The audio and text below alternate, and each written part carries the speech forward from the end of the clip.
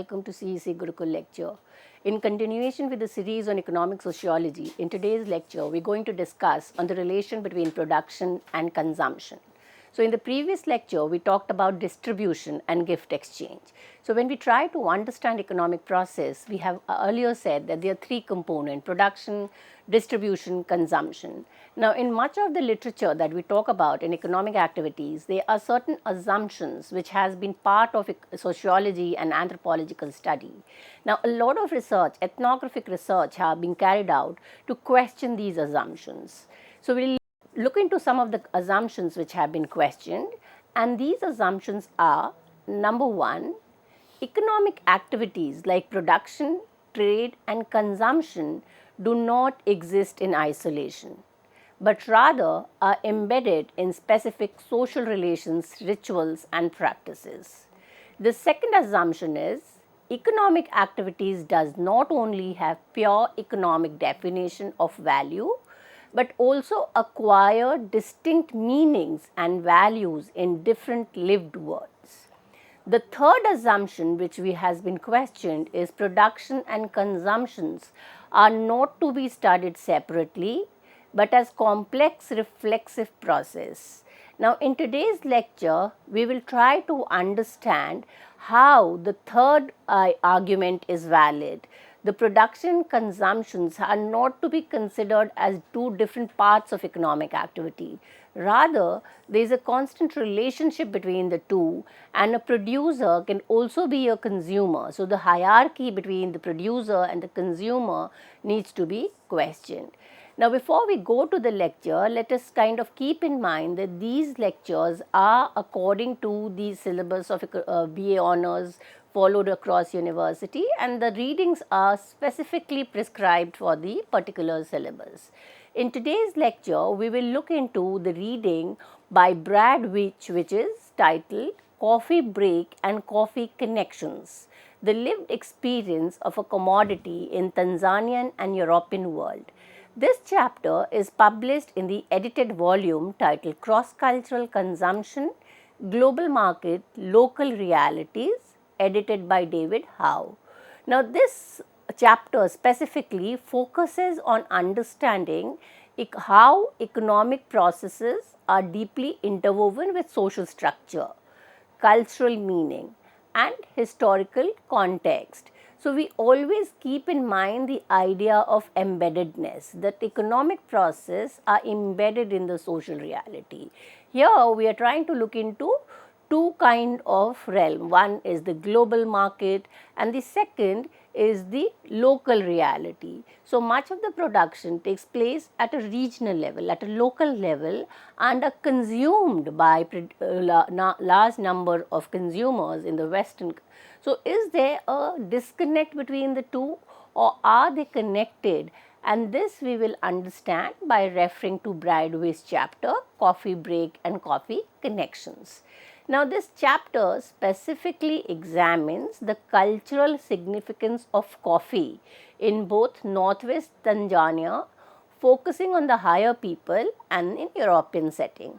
Now coffee, which is something which is very mundane, is also a reflection of the social, cultural and ritual life of both kind of a local regional area where it is being produced, and also the consumer largely in the European continent. So as we know in our everyday life, we don't just sip a cup of coffee. The whole drinking of coffee together reflects about a class to which we belong. It reflects our identity. It's also a mode of connecting with people. So these are some of the ideas which the scholar here is trying to argue with the ethnographic study done in the Northwest Tanzania. Now before we go to the specific chapter, we'll kind of have a good idea of what this book is talking about. So the book, Cross-Cultural Consumption, Global Market and Local Reality, is a collection of lectures which were organized by House, and who's the editor of this book, and the aim was to investigate transformation commodities undergo when they cross cultural borders. So, the whole idea of giving a symbolic meaning to a commodity is just not a coffee, it is symbolic idea about the place where it is being produced. It is giving a multifaceted meaning of the people who are consuming it. So, the entire way in which it is produced, how it shifts from a regional area to a global market. So, we have a connect between the economy, the political relation and the social ritual and the cultural dimension associated with coffee. This volume, that is the book, is collectively addressing the cultural and ethical dimension of consumer society, globalization, and also the whole idea that it examines the global flow of goods and images. It challenges notion of fixed cultural borders and fosters new spaces for cultural invention. Contributors in this volume explore diverse case studies from fashion in colonial South Africa to hypermarkets in Argentina. So, the edited volume is basically reflecting the new areas of research in economic sociology, where the discussion shifts from commodity to significance of a commodity, of how it is crossing the borders. So, they are not cultural borders, there is a kind of a flow of culture from one to the other. This chapter that we are going to discuss today specifically contributes to this overarching theme by using coffee as a lens to scrutinize the intricate ways meanings are invested, transformed and contested as a commodity moves between producers in northwest Tanzania and consumers in Europe. So, we will explore in this part of the lecture the main themes. And what are the main themes? Number one is cultural meanings, globalization as a process. An important concept that we are going to discuss is commodity fetishism. And the more important argument, which is the title of the lecture, is the relationship between production and consumption. So, first let us try to understand what Bradby is trying to study, where is the geographical and historical context in which the research was done, the methodology used and some of the main theme of the research. So, when we look into this geographical focus, the argument or the study is specific geographical and cultural context, primarily focusing, as I have already said, on northwest Tanzania, and it will also do a comparison between the coffee produced in the higher community and the consumption of the coffee in European setting. The primary ethnographic site is Tanzania, specifically the Kagera region, historically known as the Buhaya. This area is the homeland of the Haya people, whose history has become intimately intertwined with coffee cultivation and trade. We emphasize the deep historical roots of coffee in this region, tracing its presence from pre-colonial Robusta variety used locally to the introduction of Arabica, which is a cash crop. So, from a consumption item, community which was kind of consumed by the people, it shifted from Robusta to Arabica, which was for cash crop, for profit person.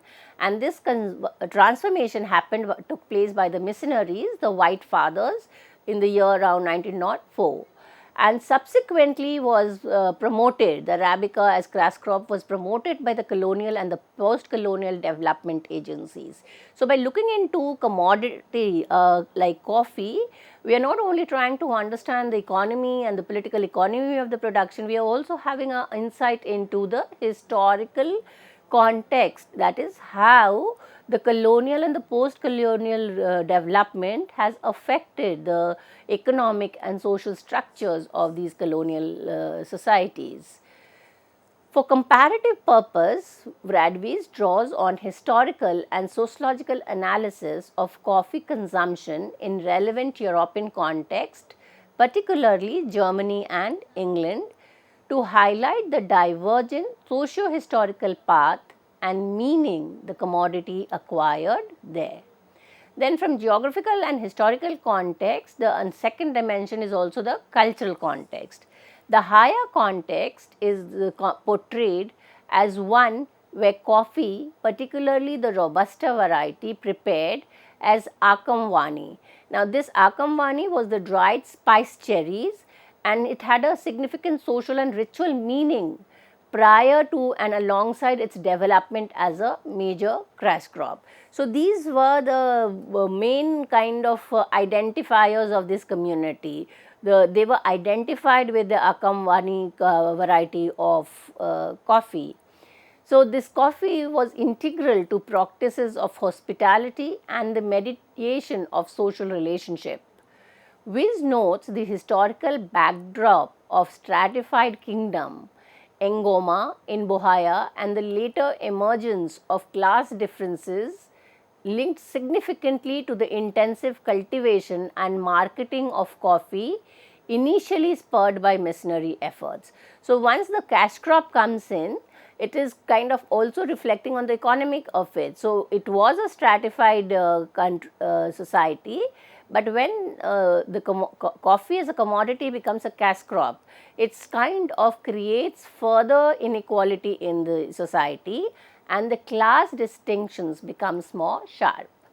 When we look into the European context, despite state intervention aimed at controlling markets, informal and black market trade in coffee persisted and even became more nuanced. The European context, in contrast, is presented as one where coffee consumption rose concurrently with the development of the bourgeois public space in the 18th century, facilitated by coffee houses. So, all industrial urban places, we know we have a coffee house, we have it in Delhi, and this place is kind of a identifier of a class. There are certain category of people who visit there, and it's also kind of a place where there is a lot of political discussions, and also in terms of collective strengthening of certain kinds of groups. So, coffee became associated with values of rationality, alertness, self control, distinguishing it from earlier beverages like ale. Later, it became embedded within the capitalist work rhythm through the institution of the coffee break.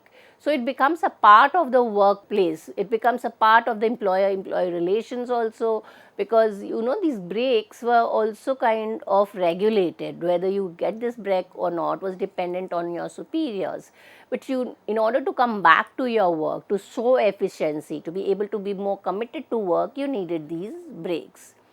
Now, after looking into the geographical, historical and cultural context, let us understand the research methodology used by Brad Weiss. He uses an ethnographic approach, emphasizing the lived experience of coffee as a commodity. Now, ethnography, because he's kind of being spending his time in this community trying to understand how coffee is integral to the social dynamics of the society. And this involves understanding how coffee is integrated into daily life, social interaction and cultural meaning of people in both the production and consumption context.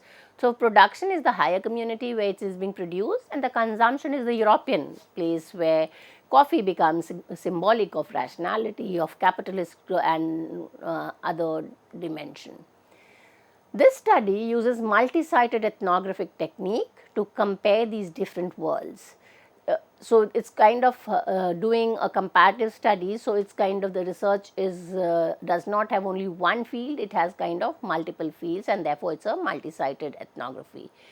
By connecting the sites of production, Tanzania, and consumption, which is Europe, through the lens of a single commodity, Brad Weiss examines the flow of coffee and its meaning across cultural and geographical space. Along with ethnographic study, it is a comparative analysis. And as we already kind of talked about earlier, it is comparing the Tanzania where it is being produced with the European context where it is being consumed. and he contrasts the lived experience of coffee in both the context of the production and consumption, and also Tyfo gives us example from the way and the meaning coffee has in the other places like Germany, England. So, this comparative approach is crucial for demonstrating how a single commodity can be integrated into vastly different cultural logic and acquire different meaning. So, this again talks about cultural specificity, that there is no one meaning of a commodity, whether we take it as coffee or any other part. As the culture changes, the meaning attached to it will change, and the way in which it structures the society will also undergo change. As again said earlier, the research is doing an historical analysis. As the scholar incorporates historical analysis, tracing the introduction and expansion of coffee cultivation in Kagera under missionary and colonial influence, and charting the historical trajectory of coffee consumption in Europe. So, both the places is looking into the historical transformation which is taking place from being a producer of something for subsistence consumption to growing cash crop to larger becoming a part of the colonial economy and market. So, it is kind of doing a study of the transformations which has taken place. Now, this historical depth is essential for understanding the contemporary meaning and practices surrounding coffee in both locations. Using these methods like the ethnography, the comparative analysis and historical analysis, we empirically demonstrate how coffee acquires diverse, context dependent meaning. Now, we come to the main idea that why are we talking about coffee production and consumption.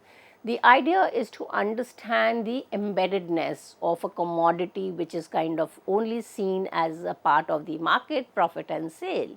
From a sociologist's perspective, we look into the ways in which it is a part of the social relationship. So, Weiss notes the crucial distinction: unlike food which signifies incorporation, Akamwani establishes connections while maintaining a degree of separation, reflecting its role in mediating between insiders and outsiders, So, with whom do we generally take time out to have coffee? With people who are of the same group, the same community, maybe the same workplace. So, it is kind of building in relationship. At the same time, it draws the border between the insider and outsider. Now, this contrasts sharply with the later introduction of the Arabica, primarily as a cash crop. In Europe, coffee's social role evolved differently. Weiss discusses its historical importance in fostering the bourgeois public space through 18th century coffee houses. These coffee houses served as hubs for commerce, news dissemination and intellectual debate.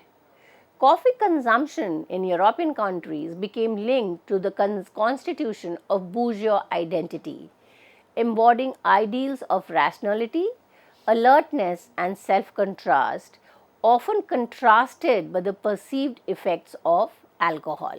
So, you have the positive meaning attached to the consumption of coffee. And the later institutionalization of the coffee break within capitalist labor practices demonstrated how coffee became integrated into the temporal regimes. So, we try to have the main idea that it is a matter of sociability. Now, we go to a larger theme, which is the theme of globalization and commoditization. It led to transforming moments of potential leisure into regulated pause, contributing to overall productivity. So, when it was for something for subsistence consumption for the people who were belonging to a community, it was a kind of a time when you could have coffee together for leisure. Now, when we move to a workplace, an industrial setup, now the coffee break is basically being regulated, it is being monitored. So, you cannot take a long coffee break because it will then affect the hours that you will work. So, those breaks were given basically to ensure that the productivity increases and you are able to kind of contribute to the profit making. Furthermore, coffee became embedded in European domesticity, particularly in Germany, where its consumption was linked to national identity, class distinction, and even state regulation. Example, policy bean coffee versus substitute like chicory. Coffee serves as a prime example of a transnational commodity, physically and symbolically linking disparate locations.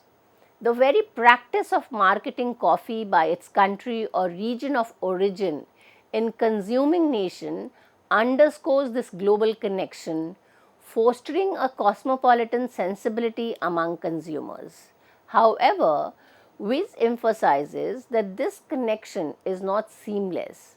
While the global flow of coffee incorporates communities like the higher into international market, this process is marked by disjunctures. The meaning and uses invested in coffee by producers are not automatically understood or valued by consumers, and vice versa, highlighting the complexity of cross cultural communication through commodities. So, this theme resonates with the broader focus of the cross cultural consumption on the challenges and transformation that occur when goods cross cultural borders. So, it's not just kind of an to be seen from the lens of a commodity. It has a lot of other values attached with it. It is the identity of the country from which it is coming. A lot of it creates also a sense of a hierarchy, a relationship, and that is why it is important to understand the meaning from multiple dimension. So, the history of coffee in Kagera is inextricably linked to colonial expansion. The introduction of missionaries, development scheme and shapes ongoing post-colonial relations, making coffee a tangible medium through which these power dynamics are lived and negotiated. So, we have understood the way in which it creates a social relationship to the idea of globalization and commoditization. The third theme is production, consumption and value.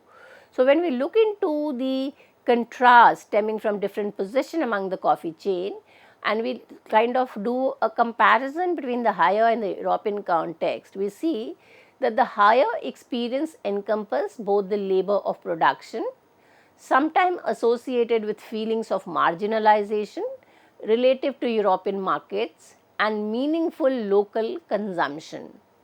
This contrast with the European experience, primarily centered on consumption as an act that defines identity, signals social status, enhances productivity, or constitute domestic rituals. So, these are the different ways in which the consumption of coffee can be interpreted. It is telling you about your identity. So, if you go to kind of a place where a cup of coffee is kind of expensive, it is not the monetary value, it is kind of associated with a particular taste of a particular class, and therefore it enhances your status to kind of consume it. It also, when we put it into the workplace, having those giving those coffee break is part of the productivity. And when we come back to the local space where the family and the community is involved, it constitutes domestic rituals. So, he points out to the local agency and forms of resistance within the production context. Higher farmers navigate the global market through strategies like participation in informal or black market and deliberate intercropping of Arabica with Robusta, blurring the lines and maintaining a degree of control over the coffee's destination and meaning. Historical resistance to colonial agricultural policies further underscores this negotiation. The fourth theme is materiality, meaning and fetishism. This comparison reveals how value itself is context dependent. Coffee accrues economic value on the global market while simultaneously holding distinct social and ritual symbolic value within the lived community. And it touches on the concept of commodity fetishism. As a global commodity, coffee often arrives on the consumer table, obscuring the social relations and labor involved in its production. So, when we look into the reading, we see that the profound difference in the lifestyle of the higher economy versus European cafe latte is distinct, telling us about historical trajectory. It is also telling about the cultural specific symbolic construction of a material world. So, this is how we try to understand through a commodity like coffee the relationship between production and consumption. So, with this I come to an end of this lecture. Thank you.